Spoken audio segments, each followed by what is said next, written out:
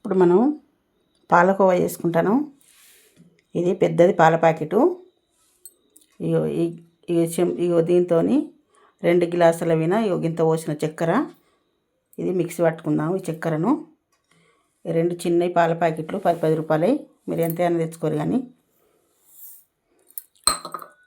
ఈ చక్కెర ఇంట్లో పోసుకొని పౌడర్ పట్టుకోవాలి మెత్తగా. ఇప్పుడు మనం పాలు కాగబెట్టుకుందాం. పొయ్యి ముట్టించుకొని ఇట్లా మందపు ముక్కుడు పెట్టుకోవాలి. ఇలా మొత్తం పాలు పోస్తే అది పాలు గడ్డ కడతాయి కాబట్టి కొన్ని నీళ్ళు పోసుకొని ఇప్పుడు మనం చిక్కటి పాలు పోసుకుందాం. ఇలా చిక్కటి పాలు పోసుకొని వీటిని మొత్తం కలుపుకుంటూనే ఉండాలి, మాడిపోకుండా. మంచిగా సన్న దగ్గర పెట్టుకొని మాడిపోకుండా కలుపుతూనే ఉండాలి. పాలను కలుపుకుంటూనే ఉండాలి, దగ్గర పడాలి పాలు. అంతలోపు మనం ఈ చక్కెరను మిక్సీ పట్టుకుందాం. ఈ పాలు ఇట్లా సగం మరిగినాయి. పక్కల పొంట వచ్చింది అంతా తీసుకుంటాను వేయాలి. మందపు గిన్నెలో పెట్టుకోవాలి. ఇట్లా ముక్కుట్లా ఏది మీకు మందం ఉంటే అది పెట్టుకోరి. ఫస్ట్ నీళ్ళు ఎందుకు పోసినంటే పాలు చిక్కటి కదా, మాడిపోతాయి అని కొన్ని నీళ్ళు పోసినాక ఈ పాలు పోసిన. ఇంకా దగ్గర పడాలి ఇది. ఇప్పుడు మనం చక్కెర పట్టుకున్నాం కదా, కొంచెం అంతా మన ఉప్మా రవ్వ పోసుకొని ఇంట్లో చక్కెర కొంచెం కాబట్టి పట్టది. చక్కెర పొడి ఉన్నది కదా, చక్కెర పొడి 2 స్పూన్లు 3 స్పూన్లు వేసుకొని ఇది మెత్తగా పట్టుకుందాం. మళ్ళీ ఇప్పుడు కొంచెం వేసుకొని మెత్తగా పట్టుకుందాం. ఇప్పుడు ఉప్మా రవ్వను చక్కెర పొడి వేసుకొని పట్టుకున్నాం కదా, ఇట్లా మెత్తగా దంగింది ఇది. ఇప్పుడు ఈ పాల ప్యాకెట్ చింపుకొని గ్లాసులో పోసుకొని మంచిగా పలచగా చేసుకొని ఈ మరుగుతున్న పాలల్లో పోద్దాం. పాలైతే ఇప్పుడు సగానికి ఎక్కువగా ఆగినాయి, సగానికి ఎక్కువ మసిలినాయి. మంచిగా ఇట్లా ముద్దలు మంచిగా చిక్కగా అయినాయి. చిక్కగా అయినప్పుడు మనం ఈ పాల పొడి కలిపి పెట్టుకున్నాం కదా, మంచిగా నీళ్ళల్లో పలసగా దీనిలో పోసుకొని మంచిగా కలుపుకోవాలి. మంచిగా చిక్కగా వస్తుంది. ఇంకా పాల పొడి మంచిగా చిక్కగా 10 రూపాయల ప్యాకెట్లు 2 కలిపిన. ఇది మాడిపోకుండా మంచిగా కలుపుకోవాలి.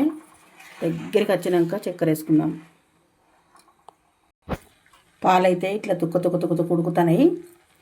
దగ్గరికి వచ్చింది పాలు మొత్తం మంచిగా ఇట్లా దగ్గరికి వచ్చింది. మంచిగా దగ్గరికి వచ్చింది. ఇట్లా దగ్గరికి వచ్చినప్పుడు మనం ఇందాక పట్టుకున్నాం ఇది చక్కెర పొడి వేసుకుందాం.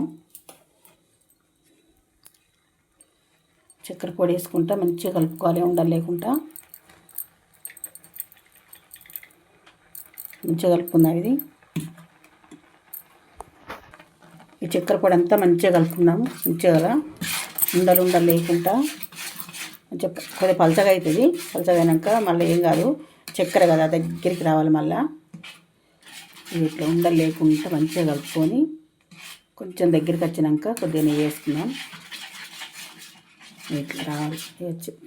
చక్కెర వేసినాక పలచగా వస్తుంది, ఎందుకంటే మళ్ళీ ఇది దగ్గరికి రావాలి కదా, మొత్తం దగ్గరికి రావాలి. ఇది ఇలా తుక్కతో కుడికేటప్పుడు మనం అడగంటుకోకుండా మధ్యలో కొంచెం నెయ్యి యాడ్ చేసుకోవాలి. మధ్యలో కొంచెం ఆడమరచున్న కానీ అడగంటిపోతుంది. చక్కెర కరగాలి. ఏం దగ్గర పడేదాకా దీన్ని మర్చిపోకుండా మన చెయ్యి ఇట్లా కలుపుతూనే ఉండాలి. కొంచెం నెయ్యి వేసుకుంటూ కలపాలి. నెయ్యి మొత్తం కరగాలి. కరిగితే అడగంటకుంటుంటుంది మంచిగా. కొంచెం దగ్గర పడాలి. ఇది నెయ్యి మధ్యలో ఎత్తనే ఉండాలి. కొంచెం 2-3 చెంచాలు పడుతుంది. ఈ పాలకోవా అయితే దగ్గర పడ్డది. మంచిగా ఇట్లా కావాలి. ఇది మొత్తం ఇట్లా కావాలి, దగ్గరికి రావాలి. ఇది మొత్తం దగ్గరికి వచ్చినప్పుడే మనకు పాలకోవా అయినట్టు. స్టవ్ బంద్ చేస్తాను. స్టవ్ బంద్ చేసుకొని మంచిగా దగ్గరికి అనుకొని చల్లారినాక మనం ఎట్లా అంటే అట్లా ముద్దలు కట్టుకోవచ్చు. లేకుంటే ఇది ఒక ప్లేట్లో పోసుకొని మంచిగా చిన్నగా ఇట్లా చేసుకోవచ్చు ఇంకా మైసూరుపాకు లెక్క చల్లారలేదు ఇక మన పాలకోవా అయితే రెడీ అయిందండి. నిజంగా ఎంత కమ్మగా అంటే అంత కమ్మగా ఉన్నాయి. మీరు నేను చెప్పిన కొలతలతో చేసుకోరి, నిజంగా కమ్మగా ఉన్నాయి. ఎంత మంచిగా అంటే అంత మంచిగా ఉన్నాయి. నోట్లో అయితే కరిగిపోతున్నాయి మంచిగా.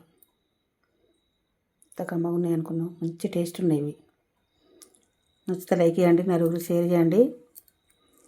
ఎలా ఉన్నాయో చూసి కామెంట్ రూపంలో తెలియజేయండి.